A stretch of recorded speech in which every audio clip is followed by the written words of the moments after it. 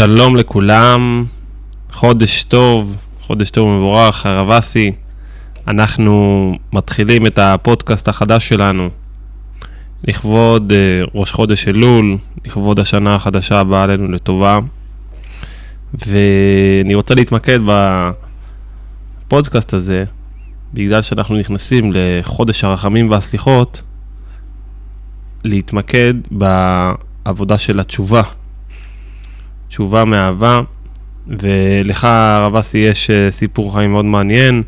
אתה גדלת בעצם במשפחה של חוזרים בתשובה, ואחר כך באמצע הדרך אתה ירדת קצת, והיית בחוץ לארץ, תקופה מאוד מבלבלת, אבל בסופו של דבר חזרת לדרך המלך, חזרת בתשובה, ואנחנו ככה נשמח שתפרט לנו את הדרך שלך שעשית בחיים, איפה גדלת, איפה אתה היום, ובוא נתחיל.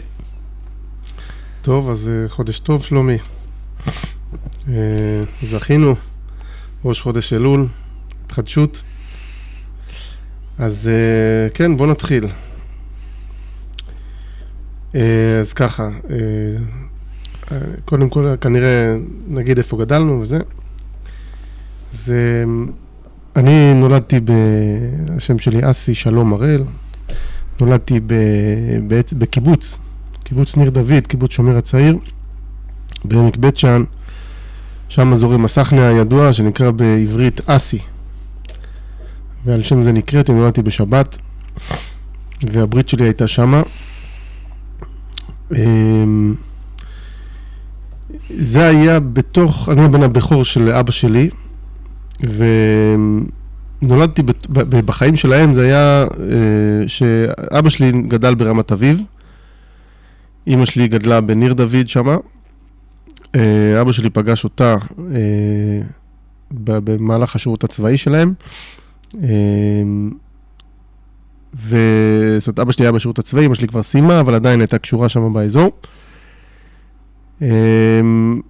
אחרי שהוא פגש אותה, הוא טס לארצות הברית, הוא היה בסן פרנסיסקו, שם הוא חשב להיות שחקן, והוא פגש שם חבדניק מאוד מעניין, יש חבדניק אחד שם, הוא על ארלי דוידסון נוסע, אז אבא שלי זה הדליק, אבא שלי היה מתעסק היה לו אופנוע גם כן, היה בדברים האלה,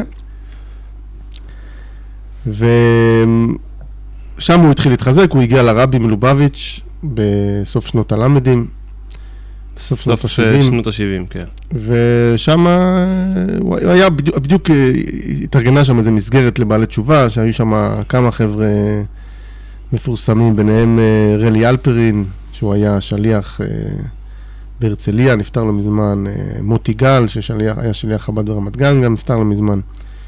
אבי פיאמנטה, גם זמר היו שם עוד כמה דמויות, היה שם את המשפיע שישב איתם רוב הזמן, זה היה אברהם איור, אבא של משפחת דרייזין העשירה והמפורסמת. ושם הם היו אצל הרבי בעצם כשנה וחצי, וזה בעצם איך שהוא התחזק וכל זה. הוא הגיע לארץ, הוא חזר לאמא שלי שהייתה בקיבוץ, ושם... הוא הגיע כבר בעל תשובה? אז זהו, הוא חזר כבעל תשובה, והוא חזר לאמא שלי, התחיל לחזק אותה בקיבוץ. בקיבוץ. בטח לא היה פשוט שם, איך קיבלו אותו באמת האנשים? היה שם מלחמה גדולה. למה? בסוף הם נאלצו לעזור. הם הרי מכילים את כולם שם, לא? או קיבוץ, לכאורה... כן, רשמית, כן, הם מכילים את כולם. חופש, ליברלים. מעשית הפוך. אבל זה גם דברים של פעם, לאט לאט נראה לי עם ישראל מתחיל להשתנות. לכיוון הנכון, לאט לאט, דברים קורים כל הזמן. לכיוון החיובי, לעניות דעתי. בחיבור של עם ישראל, בהכרה שלנו כעם אחד. בארץ ישראל, נראה לי שזה הולך ומתחזק מאוד. כבר יש הפרטות שהקיבוצים עברו הפרטות, דברים שלא עובדים, נופלים, דברים אז כולם היו צריכים ללכת בתלם, ומי שיצא מהתלם פשוט עזב את הקיבוץ, או לא רצו לראות אותו. כן, ברור, מה זה. אחרי שנים, הזמינו את אמא שלי לתוכנית פופוליטיקה, פעם היה תוכנית פופוליטיקה, זה היה מאוד מפורסם, היה לה רייטינג גבוה. כן. עם דן מרגלית. אז הנושא היה, תומי לפיד ישב שם גם, כן, יש לנו הקלטה מזה. הנושא היה, איך כאילו, כאילו שההורים שלי רוצים לחזור לגור בקיבוץ כחבדניקים, הרי בסך הכל סבא וסבתא שלי הקימו את הקיבוץ ב10 אצבעות, כן? כן. אבל קיצור, זה היה כזה סיפור על כמה יוצאי קיבוץ שחזרו בתשובה, שרוצים לחזור לגור בקיבוץ, יש להם זכויות בקיבוץ, איך זה שלא נותנים להם. זה היה לזה תוכנית מעניינת. כן.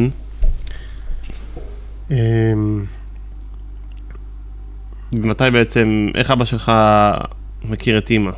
זה...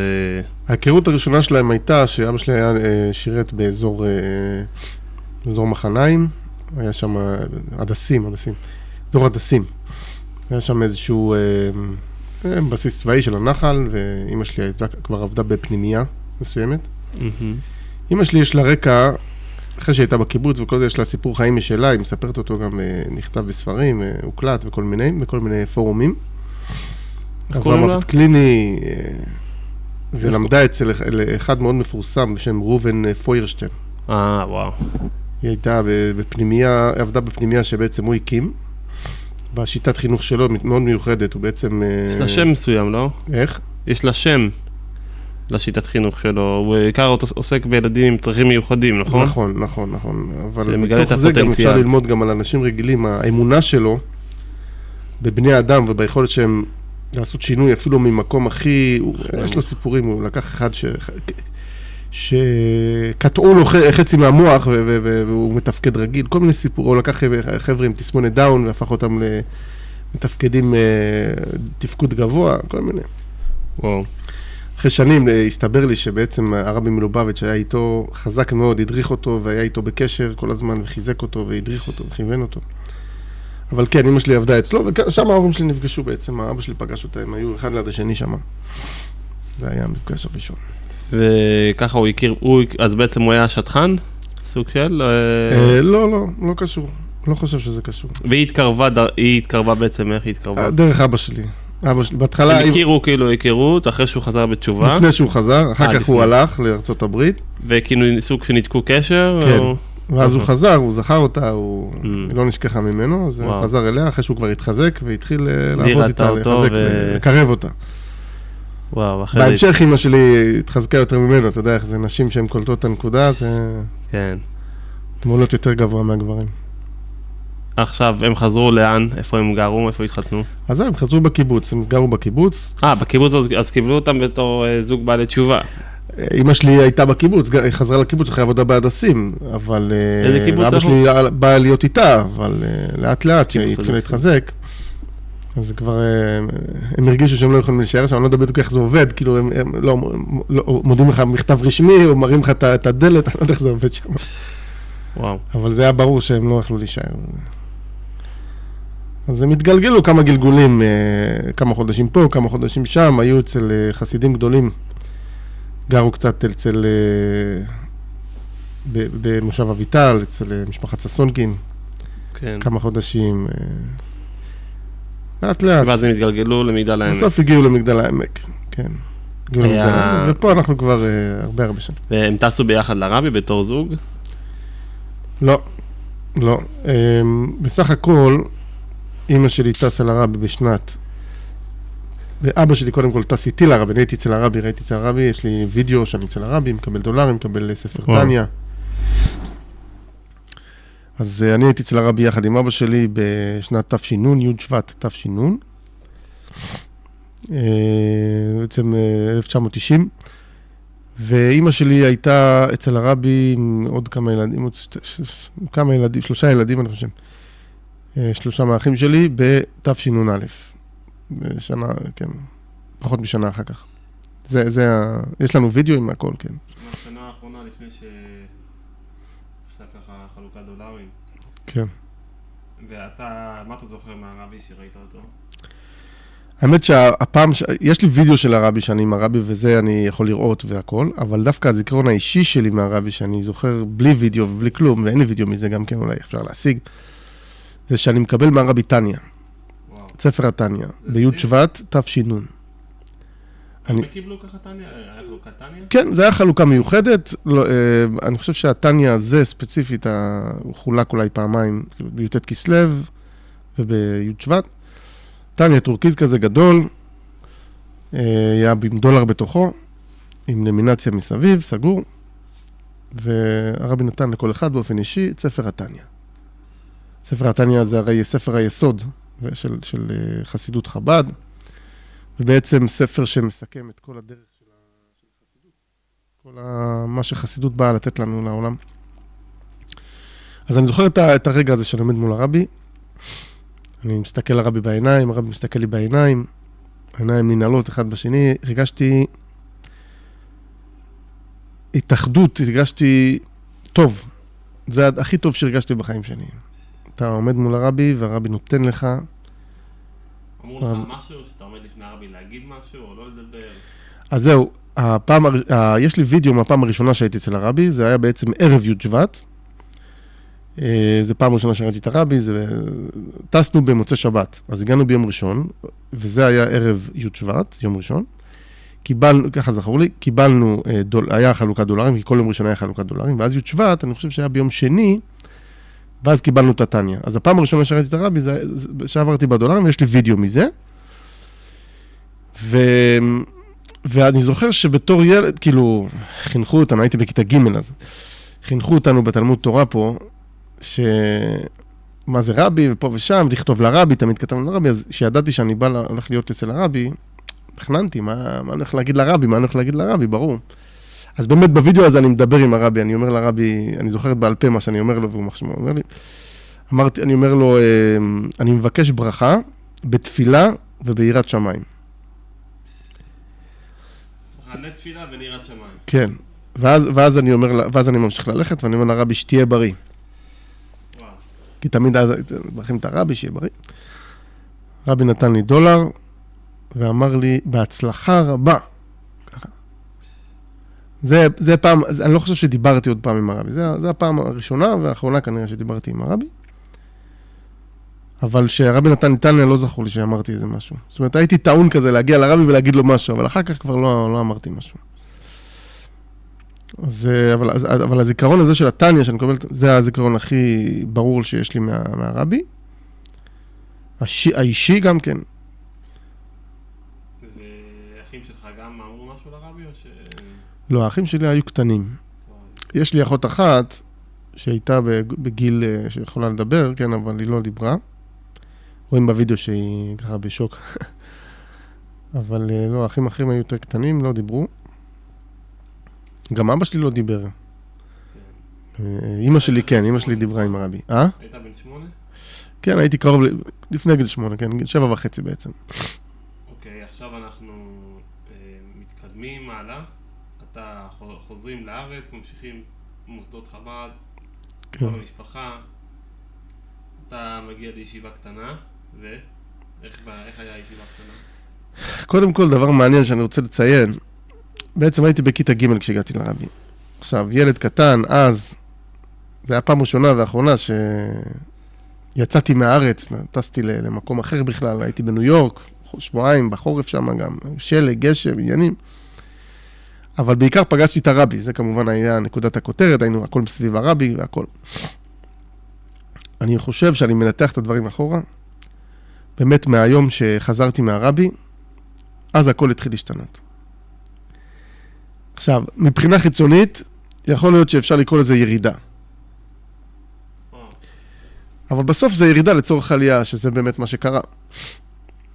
זאת אומרת, פתאום התחלתי לראות דברים כנראה אחרת, מאותו רגע. כבר בכיתה ג', כבר אז, דווקא התחלתי, זה מעניין, בעיניי זה הגיוני. זאת אומרת, היום אני רואה את זה כדבר שהוא חלק מכל התהליך, אבל אולי מישהו יבין את זה לא נכון.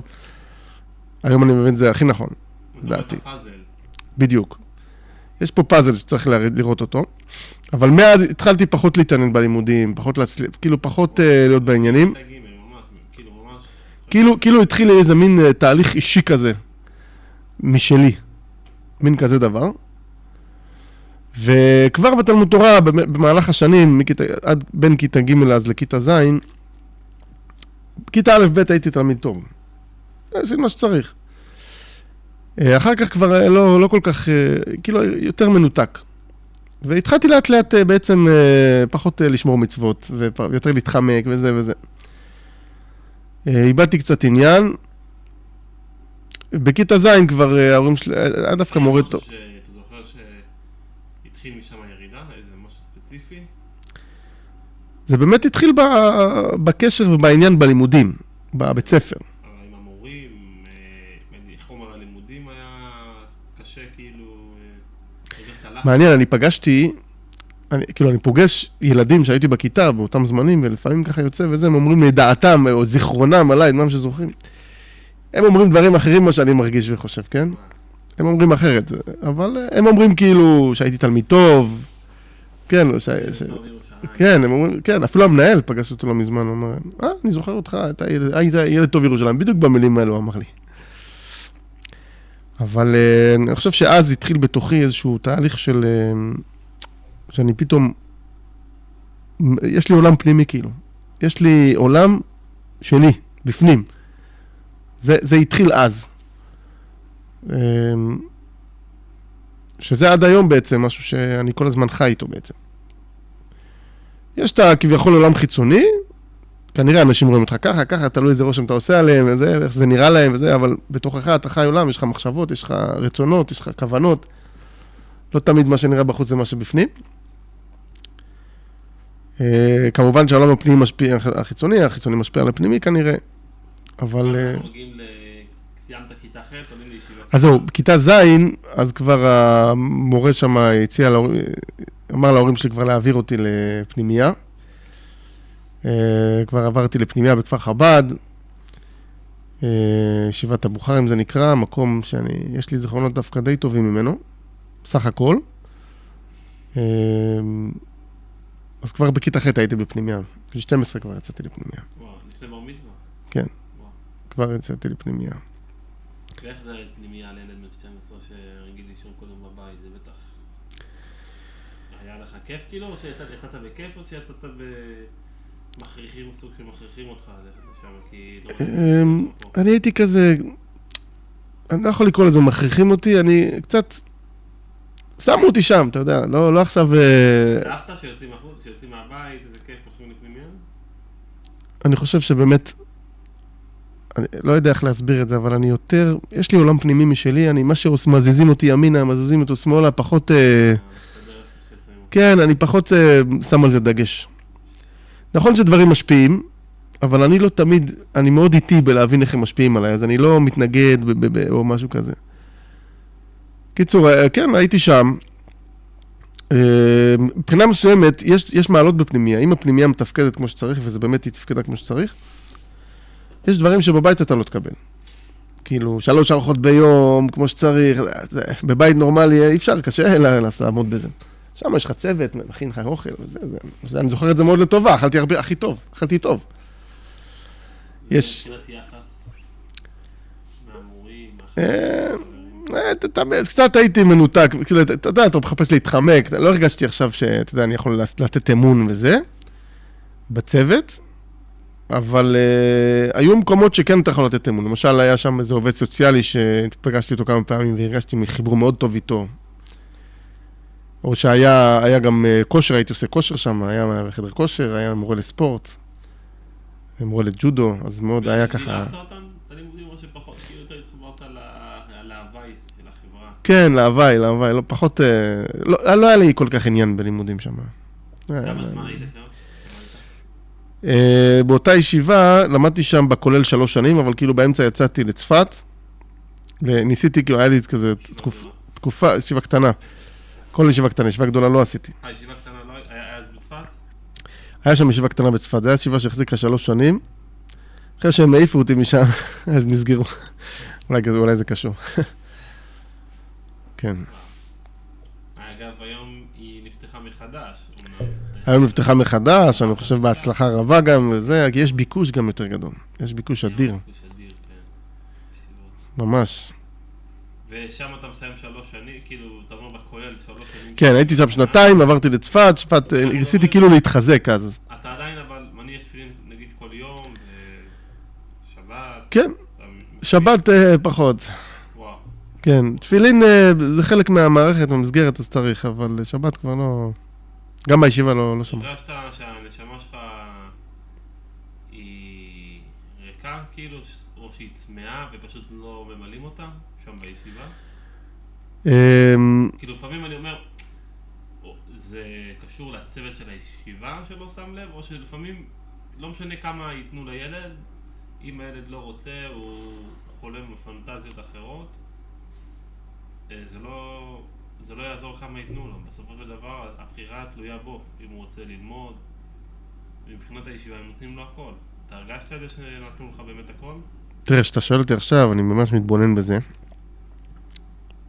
מה שאני רואה זה, אנחנו יודעים שבן אדם הוא מורכב באמת מנשמה, ומעוד כמה דברים. יש לו גם תאוות, יש לו גם כל מיני... יש לו יצרים. ולילד בגיל 15 יש יותר יצרים. כאילו היצרים הם מאוד חזקים. ההורמונים, כן, עובדים. אבל לכל אחד יש נשמה. והתחלת באמת, אמרת נשמה. עכשיו שאני מסתכל אחורה, אני אומר דבר כזה. יש, בכלל העניין של תשובה, איך שאני מבין את זה, זה לשוב אחורה לכל מיני מקרים בחיים שלך, ולהסתכל עליהם אחרת ממה שהסתכלת עליהם אז אולי. זה תיקון בתפיסה, בהסתכלות שלך על הדברים. אז יש את איך שהסתכלתי על זה באמת אז, ויש איך שאני מסתכל על זה היום, על אז. ואני חושב שיש לי תיקון מסוים בהסתכלות. בוא נאמר ככה, אז, אני מסתכל עכשיו על אז, ואני אומר, אם הייתה לי נשמה, אם הרגשתי שיש לי נשמה, אז לא ידעתי מה זה נשמה, ולא חשבתי, זה לא היה, לא הבנתי בזה כלום, כאילו לא אמר לי שום דבר, מה זה נשמה. אבל עכשיו שאני מסתכל על אז, בטח שהיה לי נשמה. עכשיו עוד דבר, היצרים היו חזקים, ביחד עם זה היה כאילו מין ייאוש ותסכול מהמערכת, כאילו אין לי פה כלום, מיציתי, אני לא מבין מה הם רוצים ממני, וזה, לא הבנתי מה רוצים ממני. אז זה לאט לאט הלך ודח האמון שלי במערכת, שכאילו הם הולכים לתת לי משהו אמיתי פה, ולהוביל אותי למשהו שאני יכול לעניין אותי וכל זה. זה הלך עם הזמן ודח. היצרים, ראיתי, אתה יודע, העולם נוצץ, עניינים. תל אביב קרובה. כן, תל אביב, הייתי בורח לתל אביב וזה, כן. אבל שוב, שאני מסתכל אחורה ואני אומר דבר כזה. בטח שהייתה לי נשמה. העניין זה לא הלימודים. זה לא עכשיו ללמוד, אתה רוצה, נכון, יש ילד שהוא רוצה ללמוד, אבל גם אם הוא רוצה ללמוד, והוא לומד, זה לא קשור לנשמה דווקא. ככה אני רואה את זה. זה לא קשור דווקא לנשמה. כאילו, בסדר, אז הוא לומד, והוא ידע מה שהוא למד אפילו, והוא יכול להיבחן על זה, הכל יפה וטוב. אבל לכל אחד יש נשמה, או לכל יהודי אולי יש נשמה, ומה שבאמת צריך לעשות זה לדבר לנשמה שלו. עכשיו, מה זה לדבר לנשמה? זה לא רק דיבורים של מילים, להגיע אליו, להגיע לנשמה שלו ולהעיר אותו ולהדליק אותה, כמו שהרבי אומר, כל יהודי זה ניצוץ, וצריך להעיר את הניצוץ. הניצוץ נמצא בחושך, צריך להעיר אותו. היום אני רואה את זה בבירור. אני לא יכול להגיד לך שאני יודע איך להגיע לנשמה של כל אחד, אבל אני יודע בוודאות שלא כל אחד יכול לעזור לכל אחד, אבל לכל אחד יש נשמה, ויש את הדרך להגיע לנשמה שלו. בסדר? עכשיו, תשמע, למשל, סתם דוגמה, לפעמים אתה לא תצליח להשפיע על מישהו קרוב אליך. על בן זוג, בת זוג, על ילדים שלך. אבל אולי אתה תצליח למצוא מישהו, שהמישהו הזה כן יצליח לדבר אליו. אתה מבין? אז יש דרך. אבל זה לא תמיד כזה קל ופשוט, אני לא אומר. לפעמים זה מסובך, ולפעמים זה מורכב, ולפעמים זה... מזכיר לי סיפור שהשליח בגבעתיים, הרב הלוי קראו לו. עומר הלוי. הבן שלו זה עומר. אוקיי. אני זוכר סיפור שהוא היה עובר ברמת גן ליד חנות שהייתה פתוחה בשבת, והבעל הקיוסק, הוא היה פשוט הולך לידו ומחייך אליו ואומר לו שבת שלום. במשך כמה שנים. שבת שלום עם חיוך. עד שיום אחד הוא עובר שם בקיוסק בשבת, הוא רואה הקיוסק סגור. אחרי כמה ימים הוא ראה אותו ביום חול, הוא אומר לו, למה סגרת את הקיוסק? אז הוא אמר לו, ראיתי שאתה מחייך אליי כל כך יפה, ואומר לי שבת שלום. אני לא יכולתי כבר להמשיך לפתוח את החנות כל שבת. זאת אומרת, באמת, יכול להיות שאם הוא היה מדבר איתו ומנסה לשכנע אותו ולפעול עליו, לסגור את החנות, יכול להיות שזה לא היה עוזר. דווקא החיוך, אז כמו שאתה אומר, יש הרבה דרכים איך להגיע ללב היהודי, לנשמה היהודית.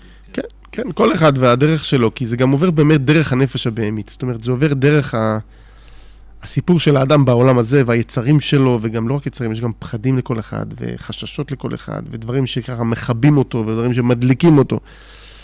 אז, אבל יש לכל אחד נשמה, ויש בוודאי דרך לנשמה. אז פשוט, כנראה באותה תקופה, באותו זמן, ככה השם רצה, אני לא יודע, כן, אומרים כל צמח, יש צמחים שאתה משקיע אותם שנים, בסוף הם גודלים, כמו שאתה אומר, הסיפור הזה. ויש צמחים שגודלים מיד. אז אני בטוח שניסו וכל זה, אליי זה לא דיבר, לנשמה שלי זה לא הגיע. היום אני רואה אז שגם, באמת, ברור לי, אני מבין שהייתה לי נשמה, אבל לא הייתי מחובר איתה. עוד דבר שאפשר להגיד על הנשמה, או במילים שלנו, במקום להגיד את המילה נשמה, נגיד, לקלוט את הנקודה. זאת אומרת, שאתה רואה מה העניין פה, אתה רואה את העניין. כאילו... יש דרך אחרת שיכלו בגיל מסוים, אתה אומר, חבל שהפסדתי את השנים האלה, כי אם היו מראים לי את הדרך שראיתי שחזרתי שוב בתשובה, כי אחרי זה עשית תשובה, יכול להיות שלא הייתי עושה את כל הירידה הזאת. יש איזה משהו שאתה מרגיש שלא גילו לך לפני? מה... כן, בוודאי.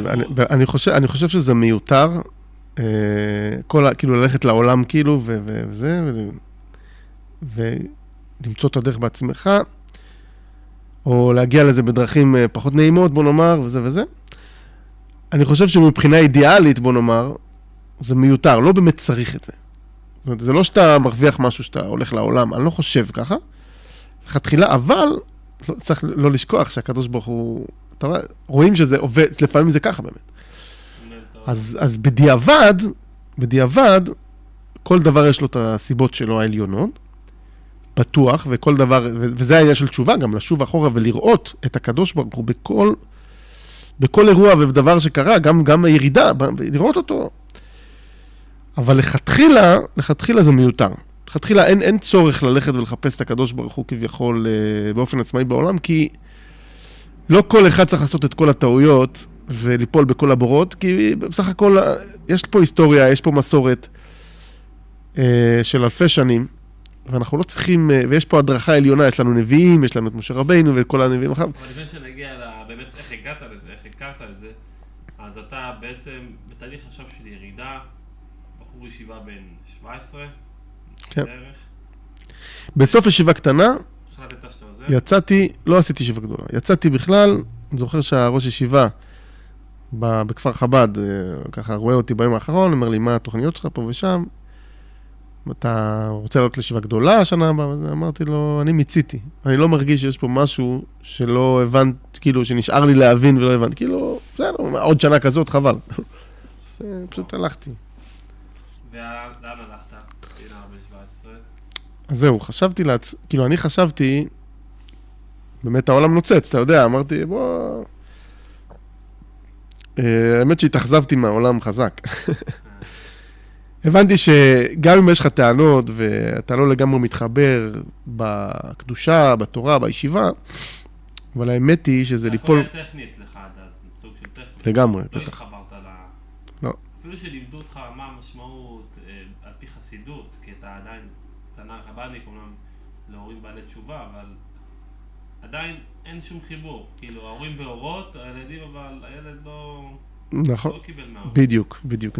תראה, מה זה לימדו? ניסו ללמד, אני מניח. אני לא יודע כמה באמת נכנס לי כאילו מבחינה שאתה מדבר איתי ואני מבין מה אתה אומר, אני יכול לחזור לך על מה שאמרת, לא.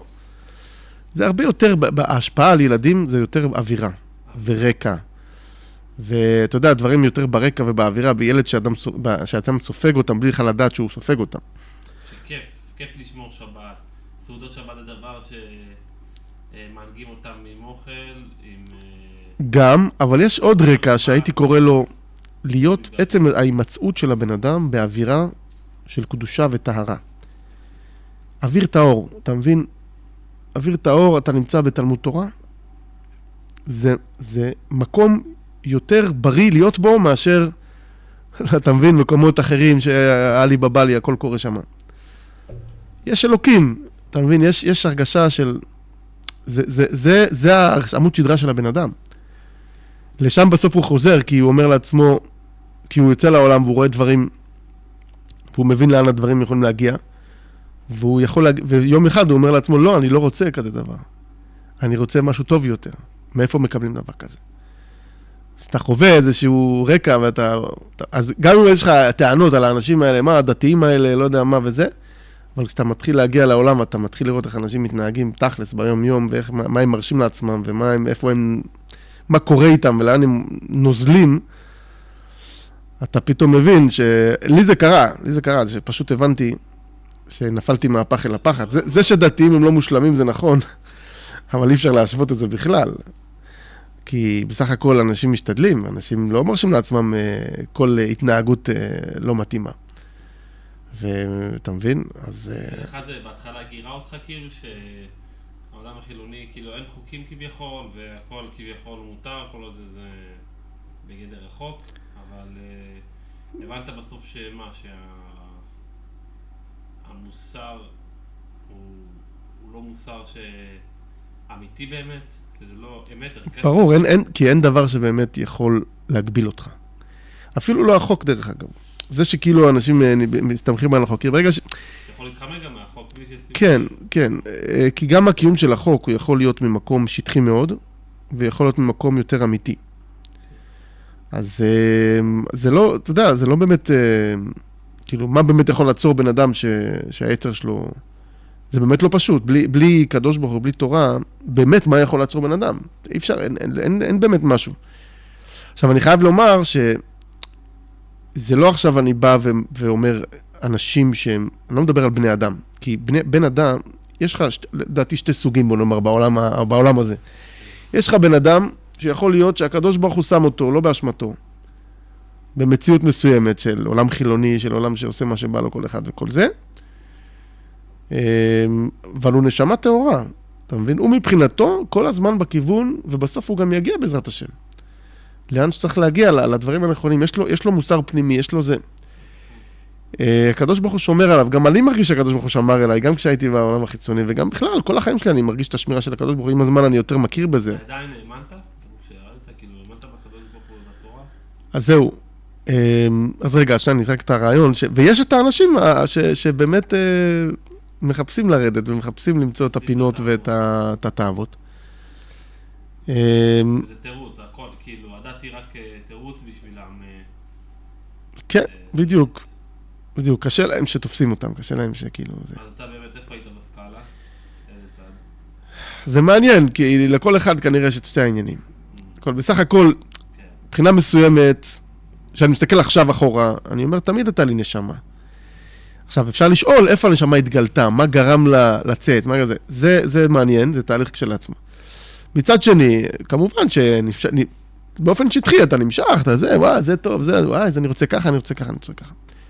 וגם פה אתה מתחיל להבין שאני חושב עיקר הדבר זה מבחינת נפש בהמית, שאתה מבין שלדברים יש תוצאות. הרי בעולם מה אומרים לך? אני אומר תמיד לילדים שלי, אני אומר להם, הם כבר מזכירים את זה לי, שהם אומרים מה זה משנה, מה אכפת לי, מה אכפת לך, וכל זה, אני אומר, זה מה היצר הרע. כי מה זה אומרת מה היצר הרע? זאת אומרת, זה דמיון, זה לא נכון. כל דבר משנה, וכל דבר צריך להיות אכפת. כי בסוף זה כן משנה. אתה מבין, זה רוח שטות שגורם לאדם לחשוב שזה לא משנה. אבל בסוף כל בחירה של בן אדם וכל התנהגות של בן אדם וכל מעשה של בן אדם, זה משפיע עליו לדורי דורות, ועל כל העולם גם כן זה משפיע. לטוב ולמוטב. זה עושה את כל ההבדל, המעשים שלנו. כן, זה גורם, המים זורמים, אבל הם יזרמו לפה, הם יזרמו לשם. זה המעשים שלנו, זה המחשבות אפילו שלנו, לא רק המעשים. המחשבות, הדיבורים, המעשים. אז זה שאנחנו אומרים מה זה משנה, זה פשוט לשקר לעצמנו, כן? זה משנה. זה פשוט משנה, אם תרצה או לא תרצה, זה משנה. כל דבר משנה. באמת, יש אנשים שאומרים שלפעמים ההלכה היא מחמירה על דברים כל כך קטנים, ואיך אתה גם ראית את זה ככה, כאילו, שכביכול חושבים היהדות, התורה, היא מצמצמת את הבן אדם. סוג של... תראה, יש שתי סוגים של הגבלות. יש הגבלה שבוא, אתה רוצה לעשות משהו, ואומרים לך לא. Okay. וזה באסה. ואתה מנסה בכל דרך לעבוד על זה ולהתחמק וזה. אבל יש משהו כזה שאתה יודע שזאת הדרך. להגיע לאן שאתה רוצה וצריך להגיע. אתה מאוד רוצה להגיע למקום מסוים. למשל, בן אדם רוצה לפתוח עסק, להצליח בו. הוא יודע שיש דרך להצליח בעסק.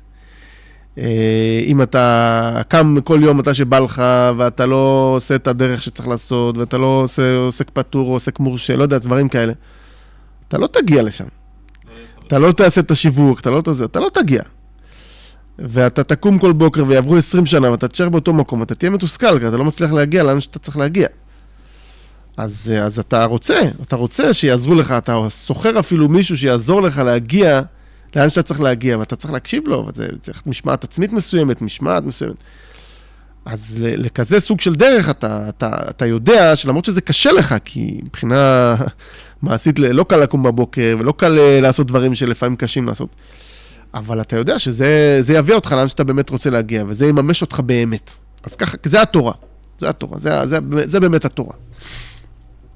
עם הזמן אתה מתחבר לזה, כי המטרה היא לא להישאר במצב שאתה עושה את זה רק כי צריך, אלא את המטרה שאתה מתחיל לראות איך שזה לוקח אותך, ואתה מתחיל ליהנות מזה, וואלה, תראה, עשיתי ככה, זה היה קשה לי, אבל עשיתי את זה, ותראה לאן הגעתי, ותראה לאן זה העיף אותי, לאן הגעתי מזה. אתה רואה, יש פה משהו חי בתורה, זה לא איזה משהו כאילו, אסור. וגם באמת צריך להיזהר, לא ליפול למקום הזה של אסור. זה משהו תודעתי שבן אדם יכול ליפול אליו, ואז באמת הוא מפסיד. הוא הולך לאיבוד בתורה, יש דבר כזה שהתורה נעשית לו סם המוות, כתוב. לא, זכה נעשית לו סם המוות. כן. אוקיי, אני מבין. אז בעצם התשובה שלך, מאיפה היא התחילה? אתה אומר שכמה שנים, מגיל 17 עד איזה גיל? בגיל 15.5 כבר יצאתי מהישיבה. 15.5? וזה מעניין, אבל כבר הייתי בעצם מחוץ, הלכתי לעבוד. ואיפה כאילו את זה, תארו?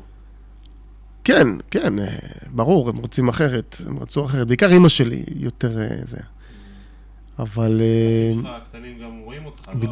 בדיוק. אני גם באמת הרגשתי אחריות עליהם והכל, אבל מה אני יכול לעשות, כאילו? לא יכולתי באמת לשנות בגלל זה, כאילו. אבל כן, בטח. ובמידה מסוימת, אחים שלי כן הלכו במידה מסוימת באותה דרך שאני הלכתי, אבל אני חייב לומר גם כן, זה לא רק התחיל בי.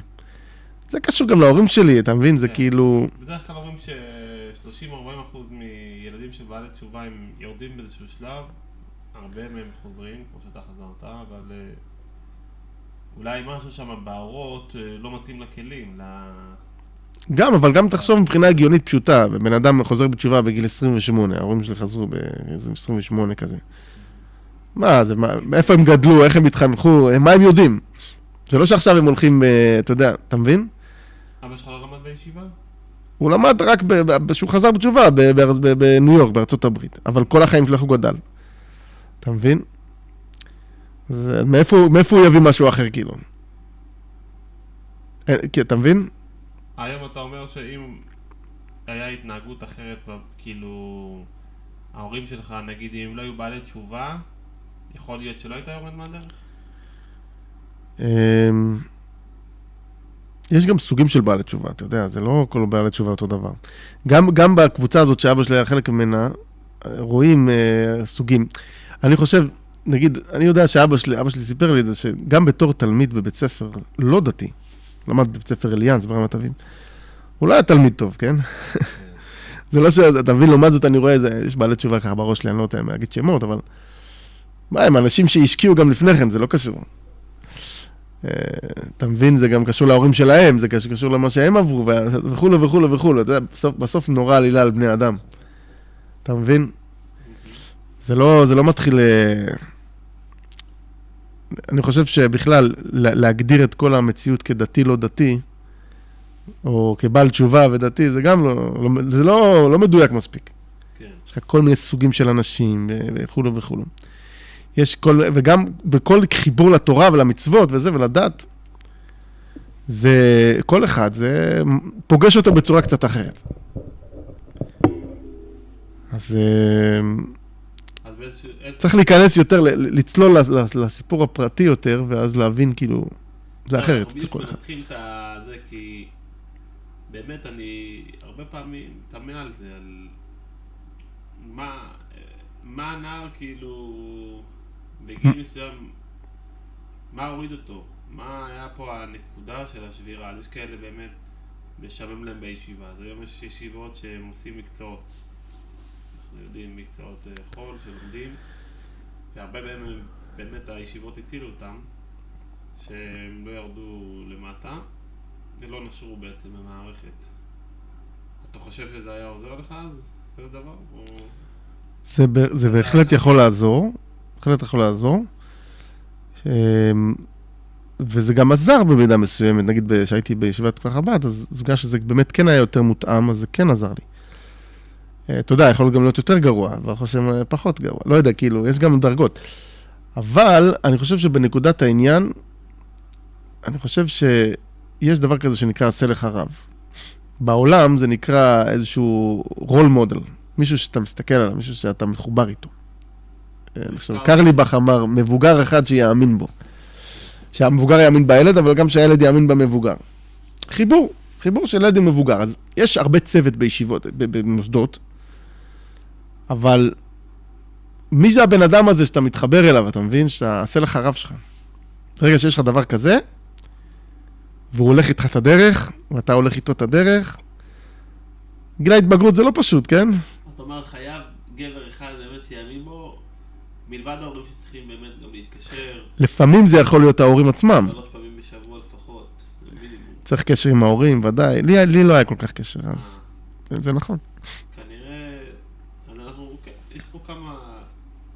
יש פה הרבה דברים, בטח. כמה דברים שהצטברו למקשה אחת, ובסופו של דבר הם גורמים לילד. אבל זה לא שהיה לך ספיקות באמונה. זה לא מתחיל מספיקות באמונה, או... כאילו, חקרת את התורה, למדת את התורה, ופתאום הצטברו לך...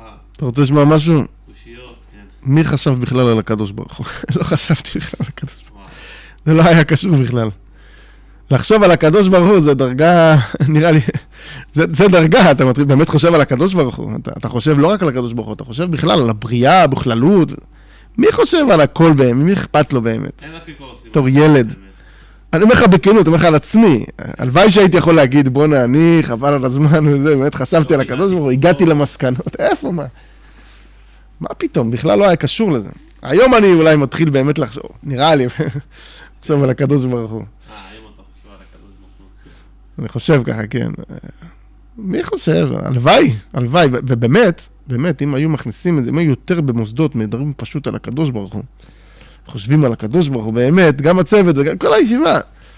כנראה זה היה נראה אחרת לגמרי. מה, לומדים גמרא, לומדים דברים, לומדים הלכה, צריך לעשות. כל הרעיון זה לחשוב, באמת, מתוך זה שאתה חושב על הקדוש ברוך הוא, אוקיי, אז מה הקדוש ברוך הוא רוצה ממני? זה בעצם הפועל יוצא. אני חושב שבאמת שצריך באמת להתחיל לדבר יותר על הקדוש ברוך הוא, הרבה יותר. כי זה, מה זה יותר? להתחיל מלדבר על הקדוש ברוך הוא. בחוויה גם רגשית של הילד. אני חושב שהילד גם צריך להרגיש שהבחור. לעבוד את הקדוש ברוך הוא מתוך שמחה, כל הדברים שחסידות חב"ד בעיקר שמה להם את הדגש. כן, השמחה הרי מגיעה עוד פעם, ברגע שאתה חושב על הקדוש ברוך הוא, והקדוש ברוך הוא אצלך מוחשי ואמיתי, ואז אתה מבין את המעלה של מצווה, אז אתה בא ומקיים אותה, שאחת מהמצוות זה גם לימוד תורה, כן? אתה לומד תורה מתוך זה שזה מצווה, אז אתה שמח במצווה. איך באמת מביאים את זה לילד בן 13? ממש בתחילת דרכו, נער צעיר, להרגיש את הקדוש ברוך הוא, שיגיע לתובנה שאתה הגעת שחזרת בתשובה עוד לפני שמגיעים לעולם השקר כדי להבין כמה הוא שקר ולהכיר אותו. לכתחילה, כמו שאמרנו, לא צריך להגיע לעולם הזה. זה באמת. רוב רובם של הבחורים לא מגיעים, לא יורדים ומגיעים. אני חושב יש 2 דברים שהם החשובים. שזה בעיניי, א', לדבר על הקדוש ברוך הוא, לדבר עליו שזה יהפך להיות מוחשי, זה עולם שלם של דיבור על הקדוש ברוך הוא, וב', לדבר לילד בעולם שלו. מה זה לדבר על הקדוש ברוך הוא? בואו תפרט לנו קצת. אנחנו אומרים, מקשיבים לך, רוצים עכשיו לדעת, הילד שלי קצת מתנדנד, הוא רואה כל מיני יוטיוב, הוא רואה כל מיני דברים, אנחנו מרגישים שאנחנו קצת מאבדים אותו. אנחנו רוצים עכשיו לתת לו חוויה עמוקה עם הקדוש ברוך הוא, חוויה עם היהדות שירגיש מחובר, שיצא להנחת תפילין, להניח תפילין ליהודים מתוך שליחות אמיתית, לא כי בישיבה יש סדר שצריך לצאת למבצע תפילין. אני חושב שאם ילד הוא כבר רואה יוטיוב, אז זה כבר שלב הבא. גם אז, אף פעם לא מאוחר כמובן, אבל אני אומר, מבחינה, עוד פעם, לכתחילה, ילד, לא יודע, עד גיל 6, עד גיל משהו כזה, זה זמן, עד גיל 6 פשוט מאוד, מגיל 0 עד גיל 6. אולי גם לפני כן, כמו שהרבי אומר, שזה מתחיל כבר בצורה, כמו שכתוב בתניא, שזה מתחיל בתורה לא משנה, באופן כללי מדברים. לפני שהוא נולד, לפני שהוא נוצר גם כן. אבל הרעיון הוא שבזמן הזה, בגיל הצעיר הזה, צריך להיות לילד חוויה ברורה, חזקה, של הקדוש ברוך הוא, שהוא מרגיש את הקדוש ברוך הוא, ואם הוא מרגיש אותו יותר מה שהוא מרגיש את עצמו, אתה מסודר. אתה מסודר לכל החיים. הוא ילך, הוא יעשה מבצוע, הוא ילמד, הוא יעשה הכל, והוא יעשה את זה בשמחה, והוא ישמח, והוא יצליח, והוא יהיה לו טוב. להנחיל לילד חוויה של הקדוש ברוך הוא. בעולם המערבי שאנחנו חיים בו, בתרבות הזאת המערבית, אז הרי אנחנו יודעים שהדגש הוא על אני, אני, אני ואני. אז החוויה הראשונה של הבן אדם זה אני, אני, אני. אבל לא בכל התרבויות זה ככה. ולא תמיד זה היה ככה. כי ברוסיה, שזה לא היה דגש על העני, אם זה היה קומוניזם, או לפני כן שהיה צאר וכל זה, לכן אדמו"ר הזקן לא רצה שצרפת תנצח. כי צרפת שמה דגש על העני של האדם, שהוציאו את הקדוש ברוך הוא, את החוויה האלוקית מהאדם, ונלחמו שלא יהיה חוויה של אלוקות, זה מלחמה. אז עכשיו הרבי מסביר שגם במציאות של העשירות והכל אפשר, ועד רבה, יש בזה מעלות, ותוקן לנו הבעיה וכל זה. אבל יש פה עבודה מסוימת שהבן אדם בא ליישם את הדברים בצורה אישית, באופן אישי, הוא עובד, הוא מבין שיש פה, הוא רואה מי נגד מי ומה קורה וזה וזה, הוא יראה שיש לו עבודה עם עצמו. אם בן אדם באופן טבעי, עם עצמו ועם הילדים שלו, מה שחשוב לו, או מה שהוא בפועל עושה אפילו בחוסר הכרה, שהוא בעצם אני מפמפם את האני הזה כל היום. אני.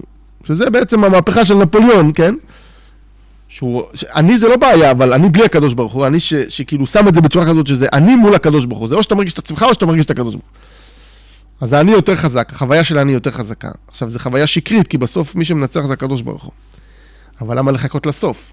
אנחנו רוצים שזה יהיה בהתחלה. אומרים, אריסטו והרמב"ם, ביום האחרון של חייהם, שתיהם הסכימו על הכל. כי אריסטו כתוב שבסוף הוא גם חזר בתשובה, בתפיסת עולם שלו, הוא גוי, אבל בתפיסת עולם שלו הוא הסכים לתפיסות עולם של הרמב"ם, שזה בתפיסת העולם היהודית. ההבדל ביניהם הוא שהרמב"ם כבר מהיום שהוא נולד, קיים את מה שהוא הבין גם ביום האחרון. אריסטו ביום האחרון הבין, אבל לא נשאר לו רגע לקיים את זה גם כן, לעשות עם זה שום דבר, פשוט, כן, נכון, אבל הוא מת, כאילו. כל הקטע זה שהרי הקדוש ברוך הוא האמת, זה לא קשור אם אתה מרגיש או לא מרגיש. אתה הגעת לקדוש ברוך הוא שהתחלת לחזור בתשובה אחרי שיצאת, אם אפשר לומר בשאלה, אני לא יודע אם היה פה שאלה בכלל, אלא זה סוג של... זרימה טבעית עם ה... בא לי, מה שנקרא בישראלית. כן. בא לי, ופשוט יצאת. איפה היה נקודת הממשק שלך חזרה? נקודת המפנה. זה הערה, זה הערה, זה פשוט הערה. פתאום אתה מרגיש בכל עברי גופך? ממש, כן, בגדול כן. מה קרה בפועל? מה זה היה הדבר הראשון שאתה זוכר? בגיל 18.5 כזה, יצאתי לארצות הברית. עכשיו, יש את הסיפור, אתה יודע, בעולם הזה, ויש את הסיפור מאחרי הסיפור. כי כשאתה מתבונן אחורה, אתה רואה שהסיפור, מה שאתה מספר, זה לא הסיפור האמיתי. הסיפור האמיתי זה מאחרי הסיפור. זה אותו סיפור, יש לו שתי דרכים לספר אותו. הדרך האלוקית והדרך הטבעית. אז כאילו, הדרך הטבעית זה, שתמיד, כאילו, היה לי מין חלום כזה, בתור ילד, לנסוע לאמריקה. לא יודע, בשבילי זה היה... אז בגיל 18.5, אתה עובר את גיל 18... לנסוע לאמריקה, לא לרבי. לא, מה פתאום לרבי? מי חשב על זה בכלל? הייתי בלי כיפה וזה. לנסוע לאמריקה, חד משמעית. זה, עוד פעם, זה הסיפור הטבעי. אתה אומר לעשות כסף, אולי... לעשות כסף, בכלל התרבות הזאת, הכל, כאילו, אתה יודע, אמריקה. כן? אז באמת, עבדתי פה בארץ קשה, מגיל 15.5, עבדתי, יצאתי לעבודה כל יום. הלכתי, עבדתי, השגתי כספים, על הדרך גם עשיתי בגרויות, לא סיימתי, נשאר לי קצת לסיים, אבל עזבתי את זה, אני לא רואה בזה עניין יותר. אבל קיצור, אספתי כסף, באמת קניתי כרטיס, וטסתי טסתי לאמריקה.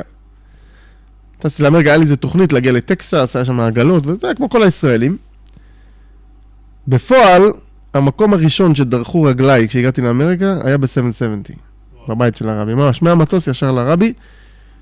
זה לא היה בכלל התוכנית שלי, לא חשבתי על הרבי, שכחתי מזה לגמרי. אז זה הסיפור, אתה מבין? אחרי הסיפור. איך אתה מסביר את זה שהגעת באמת לרבי, ואתה בכלל לא בעניין, אתה עדיין... לגמרי לא בעניין. אני חושב שעוד פעם... לא שנית חס בשלום, נכון? לא היה לך איזה משהו נגד דתיים, או חרדים, או חב"ד? פשוט לא עניין אותי, לא ראיתי בזה עניין, זה הנקודה. לא ראיתי בזה שום דבר שיכול לתת לי משהו, לא ראיתי בזה שום עניין. פשוט לא אין לי עניין בזה. רחוק מה... זהו, זה כזה פלא. זה פשוט פלא, זה ממש נס. אז א', עוד פעם, שאני מנתח את הדברים היום, כן, זה עניין של תשובה, להסתכל על דברים באור אחר וממקום חדש, לראות את הקדוש ברוך הוא במציאות של פעם שלא ראית אז. שבעצם, בדיוק, אני חושב שהסיפור שאחרי הסיפור, שכנראה שהחוויה הכי חזקה שחוויתי בחיים שלי, זה כנראה שהייתי אצל הרבי. ופשוט, איך אומרים, זה לא הראש, זה הרגליים, משכו אותי לרבי בחזרה. כי למעשה, רואים שהגעתי ישר לאמריקה, כביכול הגעתי ישר לרבי. יש את הפרטי פרטים, איך זה בדיוק קרה, איך זה התלבש במציאות, כן? מה שקרה במציאות זה שהיה לי איזשהו חבר, היה לי וילה ברמת אביב, הסבתא שלי, שהתחלתי לעבוד, היא הזמינה אותי, שיצאתי מהישיבה, הזמינה אותי אליה, ואז היא קיבלה איזה שבץ, 3 שבועות אחרי שהגעתי, והיא הלכה, הייתה בבית חולים, איזה שנה, אחר כך במוסד שיקומי, וזה, בסוף היא סיימה שם את החיים שלה גם בית אבות שיקומי. אני הייתי בבית שלה. היה לי בית וילה ברמת אביב, לבד.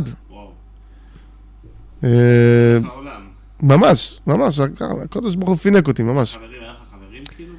היה לי חברים שם, כן, חברים, חברות, בטח.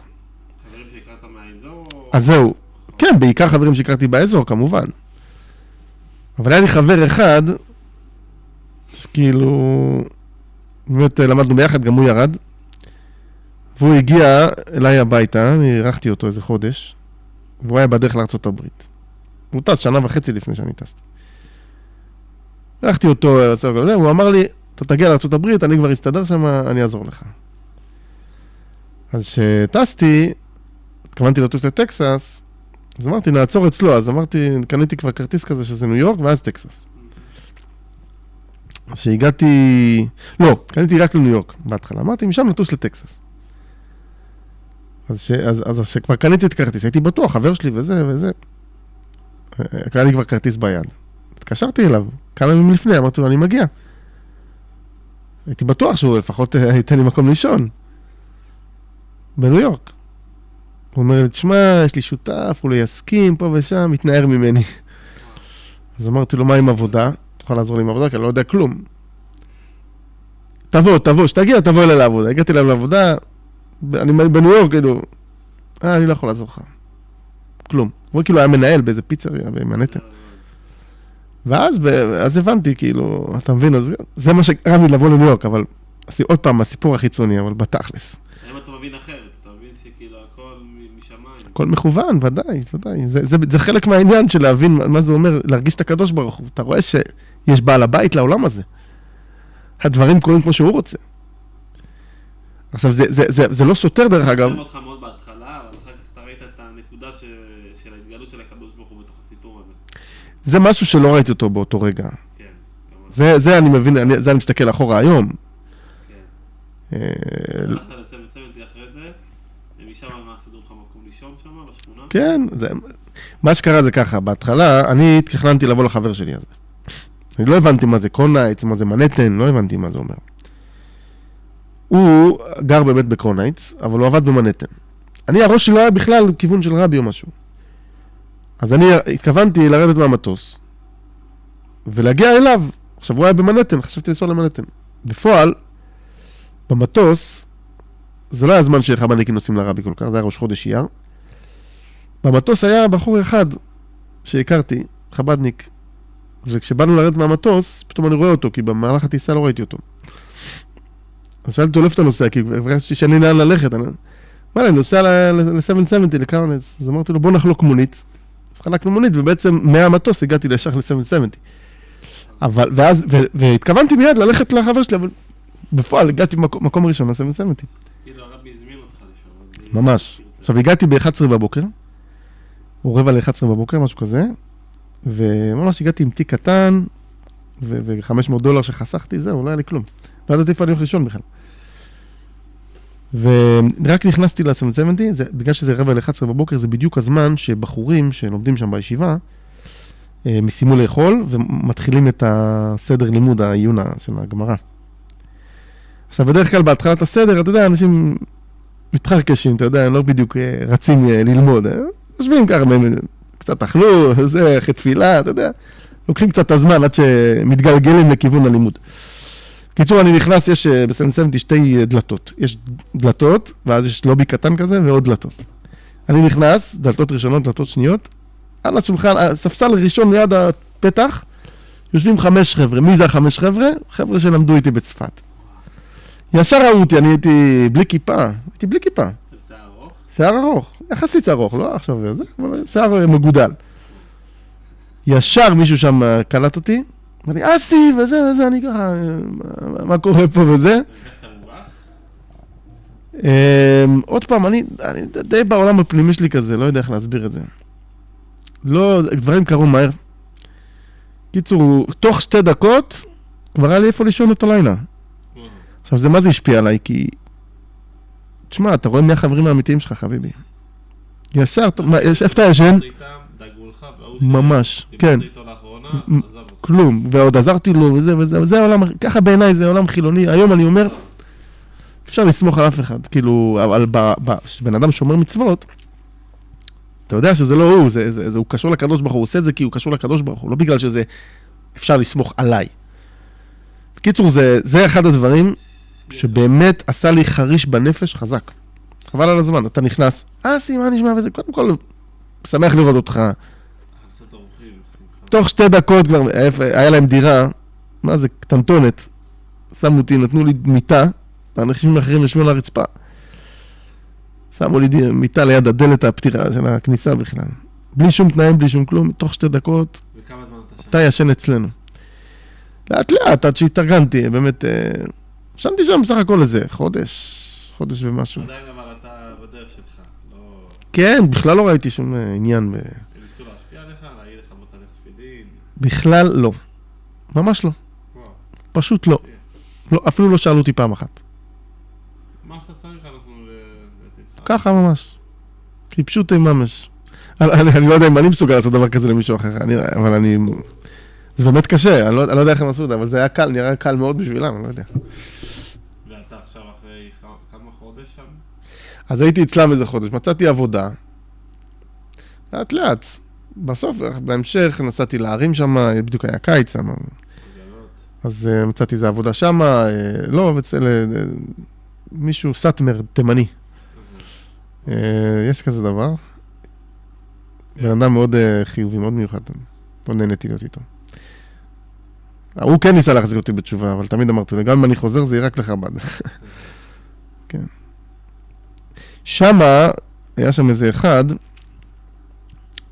איש עסקים כזה, חב"דניק, בערים, ליד המסעדה של אותו סאטמר, היה לו פיצריה כזאת, הוא איש ביזנסמן כזה, כיפה אמריקאית כזאת, אבל היה לו דבר אחד שהוא היה מאוד חזק בו, זה כאילו ביהדות, שזה העניין של המבצע תפילין. אז הוא בא, תרתר אותי, נניח תפילין, אמרתי לו, עזוב אותי, אני מכיר את זה כבר, תעזוב אותי וזה וזה. ובסוף הוא הצליח לשכנע אותי, אחרי איזה 3 שבועות שאנחנו ניסה, הנחתי תפילין, ואז הרגשתי הערה, זה היה הנקודה שהרגשתי את הקדוש ברוך הוא כמו שצריך. זה נקודת המפנה בחיים שלי. ואתה עדיין עובד ומבסוט, עכשיו אתה מתחיל לחסוך. לא בדיוק. כשהגעתי אז לארצות הברית שם, עברתי שם כל מיני דברים. גם החודש הראשון הזה היה מטורף. מטורף היה. דברים שעברתי שם רק בחודש הראשון הזה שהגעתי לשם. כל מיני עניינים, אפשר לדבר על זה, זה ייקח איזה זמן. אבל התחלתי קצת לאבד עניין קצת במציאות. התחלתי קצת לאבד כיוון. כאילו, מה זה לאבד כיוון? תראה, הייתי מאוד, אתה יודע, יש בוא נאמר, כל התקופה הזאת שהייתי בישיבה והייתי בורח לתל אביב, כאלה דברים, אז כאילו אני רוצה משהו ואני אשיג את מה שאני רוצה. בסדר? אני באני שלי. חזק, והנה אני משיג והכל, יש לי שליטה, יש לי... וכולו, כאילו אני בתוך האני שלי חזק. אני חושב שהגעתי לאמריקה, אז לאט לאט, אחד הדברים שהקדוש ברוך הוא עשה איתי חסד, וגילה לי אותו בעצם, את הקדוש ברוך הוא, שיש בעל הבית לעולם הזה. וזה לא עובד ככה, אני רוצה, אני משיג, וזהו, וזה כל מה זה כאילו מאוד פשוט ככה. אלא באמת יש לנו, אנחנו באים לעולם עם שליחות, עם תכלית, הדברים הם הרבה יותר גדולים ממה שנראה לנו. ואנחנו צריכים, והלוואי שנעשה את התפקיד שלנו, ונעשה את החלק שלנו, ועל הדרך נרגיש גם טוב, רק להגיד תודה. ושלא ניפול לכל מיני שטויות על הדרך, ושלא יהיה כל מיני שטיקים, אתה יודע, ניפול לשטויות. לאט לאט, זה דברים שחדרו לי וחלחלו לי לאט לאט עם הזמן. כן, זה דברים שכל החיים לומדים אותם. אתה אומר כמה זמן אתה אומר, מאז שהגעת לארצות הברית, בנקודה הראשונה שהרגשת את החיבור, זה היה בהנחת התפילין. הנחת התפילין הזאתי, זה היה בום של אור, חבל על הזמן. ואיך זה מעיר אותך הלאה? עוד פעם, אני אומר את זה באופן כללי, אבל גם בתוך החוויה הזאת יש שם כל מיני פרטים שאפשר להיכנס אליהם או לא להיכנס אליהם. אבל מאותו רגע התחלתי קצת פתאום לקרוא תהילים קצת. קודם כל, היה לי שלווה פנימית כזאת, רוגע כזה שאפשר לי בכלל להתחיל לראות את העולם, לראות מסביב, לצאת מעצמי כזה. מין שלווה כזאת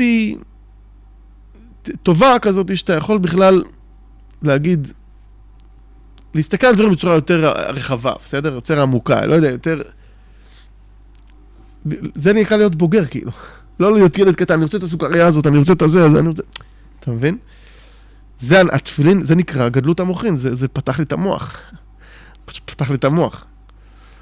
אתה מבין? אני חושב שעד אז זה כמו, במידה מסוימת, להיות אני ואני, זה כמו ג'וק. כזה נמוך קטן, לא רואה את השמיים, רק את הרצפה, ותמיד מחפש את הפירור, את ה... לא אמרת כלום, פשוט הרגשת סוג של הערה פתאום, אתה יותר פה הערה. נפתח, כן? ממש פתיחת המוח. פתיחת המוח, זה פשוט ככה, כן. ואיך התקדמת משם? שזה בעצם הכוונה של מצוות תפילין, כן? שאני חושב על זה בפשטות. כן. אז זהו, משם, תשמע, ברגע שאתה... זה לא לוקח יום אחד... בדיוק. זה לא לוקח רגע אחד מבחינה חיצונית. אתה זוכר את זה ממש כאילו שנחרד בך, ושמשהו שהשפיע עליך לחזור חזרה על הדבר הזה.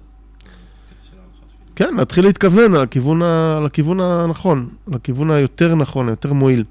כי תראה, למשל, בן אדם ממוצע, מה הוא עושה בעצם? הוא רודף אחרי חוויות, אחרי בילויים, וחוץ מזה, גם בלי בילויים מיוחדים, יש לך טלוויזיה, או לפחות רדיו, סתם היה לי שם רדיו תמיד היה פתוח. אתה רואה טלוויזיה, אתה יושב, זה... אבל כשאתה מתחיל לקבל את ההערה הזאת, כשיש לך את ההערה הזאת, פתאום אתה מבין כמה הטלוויזיה, למשל, היא לא... היא מנסה להוציא אותך מעצמך, והיא לא מכוונת אותך לכיוון הנכון, ואתה רוצה להתחיל, וואלה, חבל לך על הזמן, כאילו. כאילו, בזמן הזה אני יכול לעשות מעשה מסוים, שיקח אותי למקום הרבה יותר טוב. אתה מבין? וואו.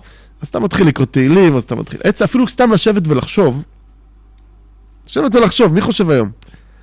שהם רואים טלוויזיה, כל רגע פנוי, הם במסכים דוגמה, כן? היום טלוויזיה היא בכף יד. בדיוק. אז עצם זה שאתה, וזה משהו שאני הולך איתו תמיד הרבה מאוד בחיים שלי, אני משתדל מאוד, פשוט להיות בראש פתוח ולחשוב בכלל על דברים.